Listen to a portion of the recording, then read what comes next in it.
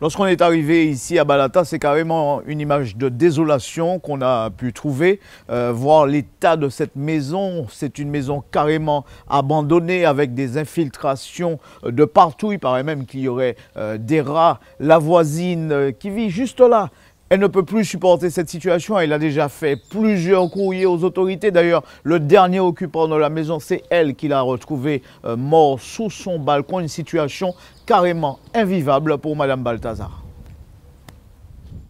À la vue de la maison concernée et des immondices qui traînent sur la véranda, on pourrait se prendre de nausées.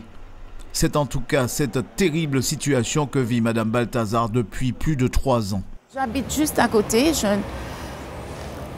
Avoir autant de nuisances. Et la maison est dans cet état, c'est parce que mon jardinier fait tout ça, tout autour. Que c'est comme ça. Parce que sinon, avant, les lianes, elles montaient, elles recouvraient toute la maison.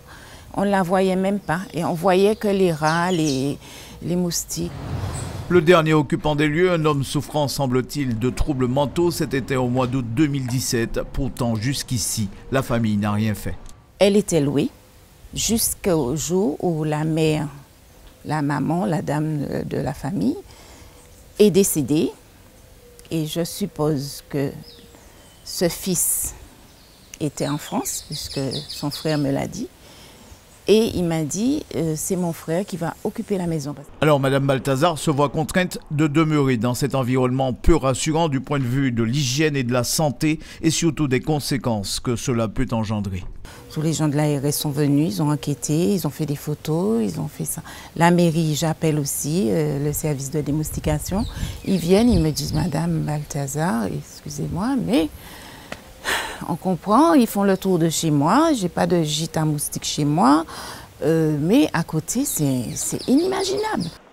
Plusieurs courriers avaient été adressés à la mairie à l'époque, mais les services de l'environnement n'avaient pas pu intervenir face à l'agressivité de l'occupant. Aujourd'hui, une solution est en passe d'être trouvée. La ville possède un service communal d'hygiène et de santé, donc, qui est capable de répondre immédiatement sur le terrain avec ses équipes pour pouvoir procéder notamment à des dératisations, à des désinsectisations, à des désinfections. Ça, on peut le faire rapidement. Mais le problème restera entier si la maison n'est pas fréquentée. Dans un premier temps, la ville devrait rapidement réagir pour le nettoyage et la désinfection de la maison. Entre-temps, la famille pourrait être à nouveau contactée. Voilà en tout cas des propos plutôt rassurants du côté de la mairie en provenance du service d'hygiène qui nous assure que dans les jours à venir, des mesures importantes seront prises afin d'améliorer cette situation.